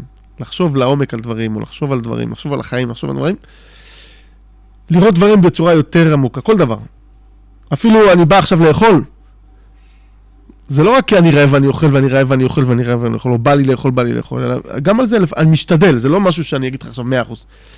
אבל במידה מסוימת אני יכול לאכול בצורה שאחר כך אני אהיה גמור, אני אוכלתי וטעים לי, אבל בסוף אני עכשיו 5 שעות קצת, המוח שלי קצת לא בכיוון ואני הולך לישון אולי אפילו, או שאני יכול לאכול בשביל באמת לקבל את הכוח שאני צריך ולהמשיך בצלילות הדעת ובלב טהור לדברים הבאים ביום שלי. סתם דוגמה. זה דורש מחשבה. אם בן אדם אוכל בלי לשים לב, מה הוא אוכל, למה הוא אוכל, איך הוא אוכל. להם גם יותר. זה גורם לו, זה מפיל אותו במקום לעזור לו, כי הרי אוכל אמור לעזור לנו. וככה כל דבר, החיים האלה, ככל שאתה יותר נוכח, מה שנקרא, נוכח במציאות החיים שלך, כן, עכשיו אני הולך לאכול, כן, עכשיו אני הולך לדבר עם מישהו על מי אני הולך לפגוש, על מה אני הולך לדבר איתו. אתה חושב לפני כן, אתה מונח, אתה נוכח, זה אחרת לגמרי. כן, אז איך אתה בעצם אחר כך ממשיך הלאה? אחרי הנחת תפילין, אחרי כמה? חודש וחצי שאתה נמצא שם? לא, חודש וחצי הייתי בדירה עם אותם בחורים, אחר כך עברתי לאפסטייט ניו יורק, לאיזה חודשיים, ושם הנחתי את התפילין, שם היה הנחת תפילין הזאת, שאני מדבר עליה. כמו שאמרתי, ככה נפתח לי המוח, התחלתי קצת לקרוא תהילים, לחשוב על דברים יותר וזה. לצאת קצת מהטלוויזיה וכל הדברים האלה, איבדתי עניין באופן יחסי לאט לאט מהמדיה ודברים כאלה. ואז חזרנו לניו יורק, חזרנו לעיר ניו יורק בעצם, בשכונת קראון הייטס. חזרת לעבוד שם? חזרתי לעבוד שם, המשכתי לעבוד, אבל כבר בדיוק התחילה שנת הלימודים של הישיבה שם, אחרי הקיץ וכל זה, ואחר כך התחיל תשרי, החגים, אז בלי לשים לב, תשמע, קראון הייטס זה שכונה חבל על הזמן, בעיניי זה מספר אחת, אני לא מדבר עכשיו על 770, מדבר פשוט על השכונה, על המשפחות, יש שם חסידים, משפחות של חסידים שחיו עם הרבי שנים, ואיך אומרים, הנקודה מונחת להם בצורה הכי מדויקת ונכונה. זה לא רק ללמוד תורה, זה להיות יהודי, להיות בן אדם, לחיות. יש שם אנשים מיליונרים, יש אנשים חיים בעולם, חיים במנהטן, חיים זה, והם אנשים שאומרים מצוות, אנשים שהם בעניינים, חבל, מנהלים את העולם. יש שם אנשים עם בניינים, יש שם הכל, חיים, זה לא רק ללמוד תורה, לקיים מצוות, זה הכל. בכל דרכך דאו. ממש, בכל דרכך דאו, לחיות עם הקדוש ברוך הוא בכל העניינים, באופן טבעי ופשוט. אין מקום בעולם שראיתי את זה כמו בשכונת קראון הייטס. אומרים שזו השכונה הכי גדולה בעולם, שהכי הרבה מכניסה אורחים. בטח. אין דברים כאלה. היום קצת יותר עולה כסף וזה, אבל כן. גם השכונה גדלה, האורחים התרבו, זה לא כבר זה פשוט, אבל כן, נכון. אני באופן אישי התארחתי שם המון, ובשבילי זה היה מה שבאמת שינה לי מאוד. עם הזמן, היה איזה בחור, פגשתי חבר'ה שהכירו אותי מפעם, והציעו לי ללמוד איתם, חברו אותה. אז היה לי אחד, אבי קלי, הציע לי ללמוד גמרא. עכשיו, גמרא, אף פעם לא היה לי נגד, לא היה לי נגד דת או משהו. אמרתי, לא עניין, אבל לא היה משהו שלקח אותי ומשך אותי. גמרא התחיל איתך, לא משהו נגיד חסידות. גמרא. ולמדנו, היה לנו חברות הקבועה, באמת, ב-770 להיות חברות הקבועה, זה לא כזה פשוט. כל יום, אין על מה לדבר. כל יום. ואתה עדיין בדרך שלך כאילו, עדיין לא שומר מצוות. לא, נכון, אבל לאט לאט זה כבר קרה. היה התוועדויות בתשרי, הייתי כמה התוועדויות, אני זוכר התוועדות עם הרב מדובניק שהייתי. אז הוא החליט להשקיע בי. ככה התמקד עליי כזה, בחלק מההתוועדות, לא משנה איזה רבע שעה, אני יודע. זה באמת עשה הבדל גדול. בן אדם מדבר איתך בהתוועדות. כל העיניים עליך. כן. הוא עשה שם, היה שם איזה קטע כזה שהוא החליף איתי חולצה. הוא עמד, הוא אמר שהוא רוצה להחליף איתי חולצה. חולצה לבנה. רגילה? כן. רגע, נראה לי. או טריקו כזאת לבנה. לא. היה לה חולצה לבנה דווקא, זה היה חגים. כיפה כזאת... כיפה אמריקאית. אני לא זוכר מתי התחלתי לבש כיפה אמריקאית, אבל כשהתחלתי, לא הסתפרתי ולבשתי כיפה אמריקאית. כן. בהתחלה בלי ציצית. כן, זו הייתה התקופה שהתחלתי להתחזק שמה. מתוך זה שהייתי עובד שם בבייגל גם, בעבודה עם יהודים. צריך גם להבין, ברגע שהגעתי לאמריקה, הבנתי מה, אני הרי גדלתי בארץ. אז בארץ אתה לא מרגיש את ההבדל בין יהודי לגוי כמו שאתה מרגיש אותו בחוץ לארץ. בחוץ לארץ יש קהילה יהודית. כן. אתה יוצא מהמקום של הקהילה היהודית, אתה מרגיש, בוא'נה, זה שמיים וארץ, פה זה גויים, פה זה יהודים. אתה מבין? זה מאוד התחזק אצלי שם. שראיתי את ההבדל בין יהודי לגוי. שם זה כל כך ברור מי אתה ולאן אתה שייך. אז גם כשאתה מחפש עבודה, מי הולך, נראה לך, אני אלך לחפש עבודה אצל איזה גוי? ברור אצל יהודי, יהודי שומר מצוות. זה היה כזה פשוט. בדברים שם, זה גם... גם מבחינת אמינות, כאילו יותר, אתה יודע... בטח, מה, אתה תלך מישהו מהעם שלך, מה... בטח, ברור שלכתחילה זה עדיף. אז כן. ואז הייתי עובד שם, הייתי לומד את הגמרא. סיימתם מסכת? אחר כך פגשתי, סיימתם את המסכת או שאתה... לא, זה היה מסכת נראה לי בבא קמא, נראה לי. ארוכה. מסכת גדולה. אבל למדנו, זה היה יונה. עכשיו, המוח שלי היה גמור, הרפל היה לי במוח. הייתי מה זה מתאמץ ללמוד וזה היה לי קשה. לוקח זמן עד שהמוח מלא שטויות, אתה מבין? זה פשוט. ואיפה מתחיל נקודת המפנה שאתה, נגיד, מתחיל לשמור שבת?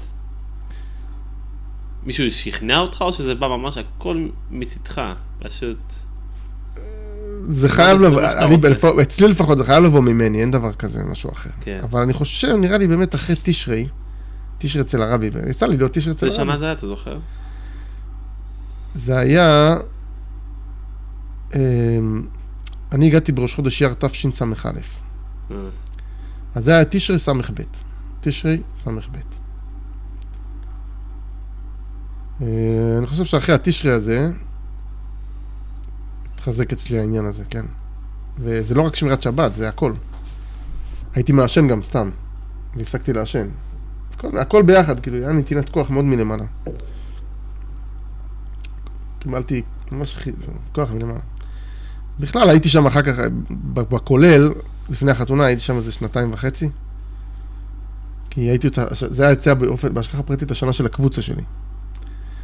כן, ישיבה גדולה לא עשיתי, זה 3 שנים, ואז יש שנה שנהוג לבוא לרבי לשנה, אז בדיוק יצא השנה. כי נהוג ללמוד שנה ליד הרבי בישיבה. אז יצא שהייתי שם אותו שנה, 3 שנים לא הייתי, אז כאילו שנה אחת, ואז נשארתי עוד שנה אחר כך גם כן. זאת אומרת, הייתי סמך ב'. אז כאילו לא חזרת לארץ והראית להורים מה לא חזרתי, אלא המשך, באת כאילו כביכול כאדם שלא שומר תורה ומצוות, ופשוט התחלת להתחזק באותו זמן. כן, תשמע, זה גם השכונה, זה הכל, זה יודע, הרבי פשוט משך אותי לשם, ובאמת בשבילי, שמה זה באמת התחזקתי. זה פשוט, תשמע, הפוך, בארץ, לא רציתי בכלל לדבר עם מישהו מארץ ולא לחזור לארץ. בהתחלה מאוד התביישתי לחזור בתשובה. היה קשה לי, מהבחינה הזאת היה קשה לי. גם חברים חברים, לא הייתי איתם בקשר, ניתקתי קשר עם כולם, גם ההורים שלי. כל הרקע פה בארץ, רק הוריד אותי. זה ארץ ישראל, אבל למעשה זה לא, כרגע האווירה פה כנראה היא לא האווירה של... בקרונייטס זה האווירה הרבה יותר בריאה בעיניי. יש כאלה שחולקים על זה. זאת אומרת, יש לנו... כל אחד והטמפרטורה שהוא צריך. כן, כנראה. אני בשבילי... לך ספציפית זה עזר. כן. מקום שם. בשבילי קרונייטס זה היה המקום שבאמת... אז כמה זמן נשארת שם? נשארת עד גיל 20-21? כן, עד גיל 21. וכבר היית רשום בישיבה שם? אני רשמת לישיבה? אז זהו, אני הייתי, שכרתי דירה באופן עצמאי. זה לא היה המחירים של היום, היה המחירים של אז, וגם הייתי שותף. אבל באיזשהו שלב, גם נגמר לי הוויזה, אחרי חצי שנה באזור כסלב, וגם נתחיל לגמר הכסף, כי התחלתי יותר להימשך ללימודים, באמת, התחלתי ללמוד, להשקיע יותר זמן בלימודים, פחות בעבודה, ובסוף הפסקתי לעבוד גם כן. ורק למדתי כל היום, באמת שנדלקתי מאוד על הלימוד. פתאום הבנתי מה יש לנו פה, וחסידות, התחלתי ללמוד הרבה חסידות. לא יכולתי לצאת מסמת, הייתי 2 בלילה, בכל מצליח לצאת איכשהו, וחוזר בבוקר, 6 בבוקר, היה לי חברותה, 6:45, כאילו, היה לי חברותה חסידות. גם בחור, שהייתי איתו ברמן בתל אביב, ויום אחד אני בסמת, אני קולט אותו, אני רואה אותו, הוא אומר לי, זה קיצור, בן אדם חבדניק לכל דבר, אני זוכר אותו עם צמות כאלה, ועל אופנוע, ובדיוק הוא בא אליי ככה עם כוח חליפה, הוא אמר לי, אסי, בוא נלמד חסידות. ממש, באותו רגע שנפגשנו, הוא אמר לי. אז זה איך שהתחלתי ללמוד חסידות. שם בעצם אצל הרבי התחיל כל המפנה הגדול, ואתה חוזר, ופתאום כל העולם הזה, המדיה, זה לא תופס אותך, לא מגרר אותך. תשמע, היום קצת, אתה יודע, אני חושב ירדתי קצת. בכל זאת, העולם הזה שמושך אותך. אבל התקופה הכי יפה שלי בחיים... היום אתה משפיע במדיה, היום אתה לא... משתדל, כן, משתדל. זה לא פשוט המדיה. הערוץ, כן. אבל אז באמת התקופה הכי יפה בחיים שלי, שפשוט הייתי שם אצל הרבי, לומד וכל העניינים. גם עשינו מבצועים שם כמו שצריך, עשינו כמה פעולות גדולות. פעולות חבל על הזמן. הזמן הכי יפה בחיים שלי, באמת, להיות אצל הרבי, ולהיות מונח בזה, לפני החתונה וזה. משהו. ואני כל שנה משתדל לחזור לשם כבר 20 שנה, כל שנה, לפחות פעם בשנה להיות שם. אז הגעת לארץ אחרי גיל 20 יש כזה דבר שנקרא להיות שליח בישיבה. אז ברמת אביב משכו אותי ככה, תמיד מנסים לשכנע את הבחורים להיות שליחים. אז הייתי שליח שנה ברמת אביב, במהלך השנה הזאת הציעו לי את אשתי לעתיד, והיא הייתה באותו סיפור שליחה במכון אלטה בצפת. ומסתבר שהיא גדלה בקרונייץ, היא בכלל מקרונייץ, אבל היא הגיעה לחודשיים להיות שליחה בתוכנית לאמריקאיות במכון אלטה. אז כאילו נסעתי לארץ. בכל אופן הייתי שליח שם השנה, בתשס"ד,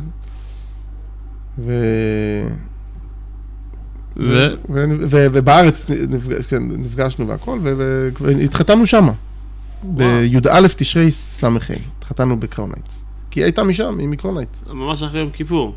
כן, יום אחרי יום כיפור התחתנו שם, אצל הרבי בסמנטי. אז היום יש לך ברוך השם משפחה, ברוכת ילדים. כן, ברוך השם. ואתה במקום אחר לגמרי. אז יש לך טיפ להורים, עכשיו יש להם ילד בן 14, 15, שהם מפחדים לאבד אותו, מה אתה היית ממליץ להם לעשות? תראה, מה זה לאבד? קודם כל, צריך לשחרר גם כן, לדעת גם לשחרר, אתה יודע, זה העולם של הקדוש ברוך הוא, וזה הכל של הקדוש ברוך הוא, גם הילד הזה הוא של הקדוש ברוך הוא. זה תהליך שכל אחד צריך לעבור כנראה. גם לא צריך להיבהל, אתה אומר להם להורים, כאילו... צריך לסמוך על הקדוש ברוך הוא, צריך לשחרר, לתת לקדוש ברוך הוא, כן, הרפו דעו כי אנוכי אלוקים, ארום בגויים ארום בארץ.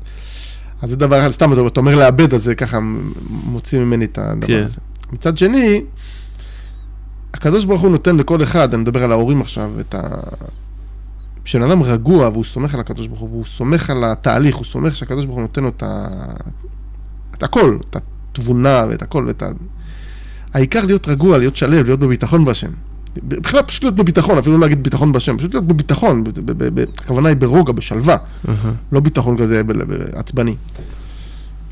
אז אני מאמין שהקדוש ברוך הוא נותן, אם בן אדם רוצה, הקדוש ברוך הוא נותן לו את הראייה, את ההבנה, וזה גם, זה לא תמיד הקדוש ברוך הוא מראה לך את כל הדרך מההתחלה עד הסוף, אבל את הצעד האחד הזה שאתה כן יכול לעשות, אז הקדוש ברוך הוא נותן לך את זה, הקדוש ברוך הוא נותן, צריך בזמן התפילה, ששם אדם מחובר לקדוש ברוך הוא, הקדוש ברוך הוא נותן לו את המחשבה, אוקיי, תדבר איתו ככה, תעשה בשבילו ככה, תעשה ככה.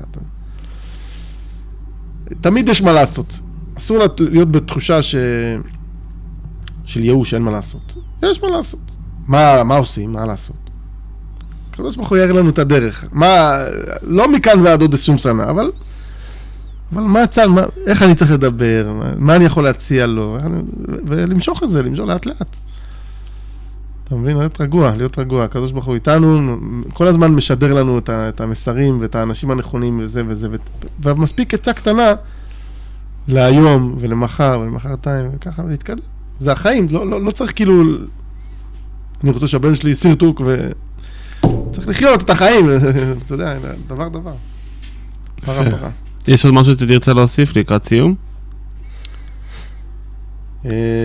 חודש אלול, כמו שאמרנו, להדגיש את הנקודה הזאת שתשובה, פירושו, אני לוקח את זה מהמאמר המפורסם, אני לדודי ודודי לי, מהעמוד לב בליקוטי תורה, רבי מדבר עליו המון.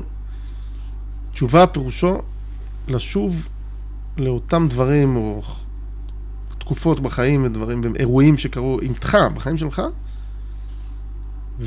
ולהסתכל עליהם עוד פעם. כי הקדוש ברוך הוא היה שם כל הזמן, וכשאתה במקום היותר טוב עם עצמך, כן? אז אתה יכול לשוב לאותם מקומות שבאותם רגעים לא יכלת ממש לנתח את הדברים בצורה הכי טובה, לשוב למקומות האלה ולהסתכל על זה עוד פעם בצורה טובה יותר. עכשיו, אותו דבר גם עם הילדים שלנו, עם דברים. לפעמים אתה בא, הילד יצבן אותי, נתתי לו כפה, סתם אני אומר במקרים הקיצוניים, או אני לא בא לנו טוב וזה. אז עכשיו תשב בסוף יום, שאתה יותר רגוע, איפה הקדוש ברוך הוא? מה הוא, איך, בוא נסתכל על זה אחרת עכשיו. וזה נקרא תשובה. תשובה זה לשוב, במובן הכי פשוט, לשוב לאותה נקודה, אבל הפעם לשוב להשיב את ההי, להשיב את הקדוש ברוך הוא. אל אותה סיטואציה, לפחות לראות אותו יותר. זה קורה, זה נקרא התבוננות שאתה יותר מאפשר לעצמך לראות את הקדוש ברוך הוא, שאתה יותר בא מנקודת גישה שאני רוצה לראות את הקדוש ברוך הוא שם, ולא רק באותה סיטואציה מגיב בצורה אינטואיטיבית. איך הקדוש ברוך הוא היה רוצה שאני אגיב באותה סיטואציה, זה... כן, אבל גם עוד לפני איך שהוא רוצה שאני אגיב, איפה הוא כבר נמצא שם, איפה אני רואה אותו בתוך המציאות הזאת, בתוך האירוע הזה, איפה אני רואה אותו בלי לגוע, בלי לשנות. כי אנחנו לא רואים פשוט. יש דברים, אתה יודע, שאתה נוסע מהר על 250 בכביש, אתה לא יכול לראות את הנוף. כשאתה נוסע על 30, אתה יכול לראות את הנוף. באירועים שקורים, זה כמו פיגוע, אתה רואה, קורא לך איזה אירוע, אתה מגיב, זה מה שבא ראשון. אבל כשאתה מסתכל על אותו אירוע בהילוך איטי, בפחות רגש, יותר באמת התבוננות והסתכלות על האירוע וניתוח של הנתונים, אתה יכול לראות דברים שלא ראית. והאידיאל זה לראות דברים מהמבט האלוקי, מהצורה שהקדוש ברוך הוא ברא את העולם, הקדוש ברוך הוא עשה את האירוע הזה, אני שחקן באירוע, הוא שחקן באירוע, זה חלקים מסוימים שהיו באירוע, לכל אחד מהם יש תכלית, הם חלק מהעניין, אז זה מאפשר, אתה מאפשר לעצמך יותר לראות, להסתכל על האירוע במבט יותר רחב, אתה מבין? יפה מאוד. אז אני לדודי ודודי לי, אתה אומר חודש אלול, לשוב, להסתכל על הקדוש ברוך הוא בעצם. כל סיטואציה, להסתכל מה הקדוש ברוך הוא היה רוצה שאני... איך הקדוש ברוך הוא היה רוצה, לא רק שאני אגיב, אלא לראות את הקדוש ברוך הוא בכל סיטואציה וסיטואציה. כן, זה לא רק היה רוצה, זה הקדוש ברוך הוא רוצה, כל סיטואציה אפשר לראות אותה, אני אמרתי לו והוא לא עשה, או להגיד, הקדוש ברוך הוא שם אותנו עכשיו, שאני והוא אחד עם השני פה, בסיטואציה, מדברים. אז מה הקדוש ברוך הוא רוצה? אתה מבין? זה סיטואציה אלוקית, זה לא אני עשיתי ולכן הוא עשה ולכן אני אמרתי ולכן הוא אמר, לא. זה ברגע, לפעמים נתקעים בתוך כזה, בתוך הדבר הזה. אבל זה כל רגע, עכשיו אנחנו פה, זה מאיך זה קרה, זה השגחה פרטית. זה משהו שהקדוש ברוך הוא עושה, אז מה הוא רוצה בזה? זה הסתכלות שהיא הסתכלות כוללת, כי היא כוללת, הקדוש ברוך הוא ברא אותי ואותך באותה מידה. אז כמו שהוא רוצה אותי, ככה הוא רוצה גם אותך. אז אם אני בא מהנקודת מבט הזאת, אנחנו שווים. ויש חשיבות למה שאני חושב ומרגיש, ויש חשיבות למה שאתה חושב ומרגיש. לעומת זאת, אם אני בא ממקום של אני ואני, אז כאילו, אני אמרתי, והוא לא זה, והוא כן, אני ואני, זה אחרת. אז הרעיון הוא להחזיר כל מציאות, כל מצב, לנקודת מבט הנכונה, שזה נקודת מבט שהקדוש ברוך הוא עכשיו פה, ומארגן את האירוע, ומה הוא רוצה. ואז גם להסתכל בכל פרט, בפרט הזה הוא רוצה ככה, בפרט הזה הוא רוצה ככה, בפרט הזה הוא רוצה ככה, ואיך כל פרט משלים את הפרט השני, וזה וזה. זה נקרא הסתכלות אלוקית. וצריך שכל דבר, האידיאל זה שאנחנו נחיה ככה. אבל תשובה זה שאנחנו... בגאולה, כולם יראו את זה, לא צריך... בגאולה יראו את זה. התשובה, האידיאל זה שיהיה לך לכתחילה. אבל בדיעבד יש לנו מה שנקרא תשובה. תשובה זה אומר, אז מה? אז מה אם זה עבר? כבר נגמר? לא, זה לא נגמר. אתה צריך לחזור ולתקן שם. במה? בהסתכלות שלך. ברגע שתתקן את ההסתכלות, אז כנראה זה גם יעזור לך לתקן כל מיני דברים במציאות גם כן. אתה תוכל להגיד גם סליחה על דברים שאולי עשית לא נכון, או להבין את השני קצת יותר, ואז זה יגרום לך לכבד אותו יותר, ולהחשיב את איך שהוא מתנהג יותר, גם כל מיני. כן. יפה. אנחנו נסיים בזה, נסתפק בזה, יישר כוח הרב אסי הראל, על הרעיון החשוב הזה, ואם תרצה, אולי גם הורים שירצו לשוחח איתך, הורים שיש להם ילדים בגיל הזה של הנערות, שיש להם שאלות, ספקות, יכולו ליצור איתך קשר ולהתייעץ איתך. תודה רבה. תודה רבה לך. שיהיה בעזרת השם. עבודה טובה וחשובה, ובאמת אני מאוד מעריך את זה. שבעזרת השם נהיה חודש טוב ומבורך לכל עם ישראל, ונתראה כולנו יחד בבית המקדש השלישי, תכף ומיד ממש, אמן. אמן.